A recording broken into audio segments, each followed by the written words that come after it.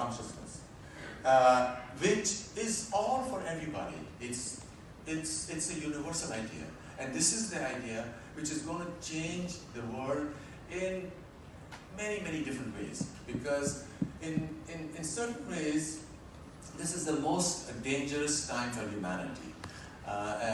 We mentioned that briefly the other day, because AI and computer technology is going to make human beings redundant.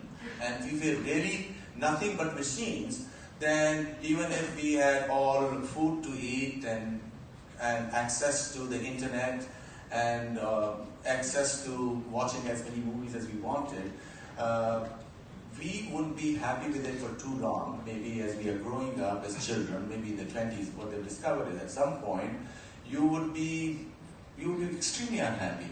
And there is at least the claim that all the opioid epidemic deaths, 70,000 last year in the US, and these are people in the prime of their lives, in their 30s, young parents. Why are they doing it? Is because this Western universal idea, universalism, which did wonderful things because it made science grow to where it has reached, which is astonishing stuff that we've gotten access to, but it's most certainly run its course. And the world is ready for another idea, the idea of science, plus science meaning outer science, plus the idea of consciousness, which is why the smart people everywhere in all fields are talking about the need for the development of a science of consciousness, which is of course nothing but the Veda. Veda is the science of consciousness. What the Veda says is that there is rit, meaning laws and order, which works. Everything is ordered. But paradoxically on the surface, there is consciousness which electrifies everything, which provides the basis of all that happens. And it was expressed in all amazing ideas, and I'll just talk about two of them. One is the idea of Ishvara. We have Shiva is the witness within each one of us, right?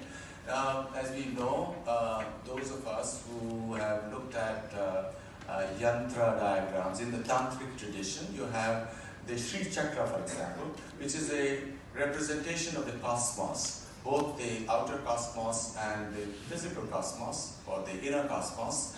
But as you know, at the very center of the Sri Chakra is an invisible dot, and that is Shiva. So what does it really mean? It means that the more you look for consciousness within you, because it's not an object, you will not find it. Shiva is, or Atman, or consciousness, is the experiencing subject, who is one. There are not many objects. And now, to conclude, Dr. Sunaina Singh tells me that my time is almost up, maybe a minute. And we all do know that the astonishing advances in modern science were also informed by Indian ideas. Not everybody is aware of it. For example, the development of quantum mechanics itself by Schrödinger, who was a Vedantist, an Austrian, brought in consciousness, because quantum mechanics, consciousness, and the physical universe are a complementary pair. Then the whole wireless revolution, E is equal to mc square. Vivekananda and Nikola Tesla met in 1896. Sarah Bernhardt threw a party in New York City, and Vivekananda told Nikola Tesla, who's one of the most famous guys of his time in the 1890s, that look, according to Vaisheshika, mass, ultimately mass and energy are interconvertible. So he said, can you find the math for it? And of course, he was beaten to it by Albert Einstein. Although there is a theory, I don't know whether it's a sound theory, that as we know, Einstein's wife was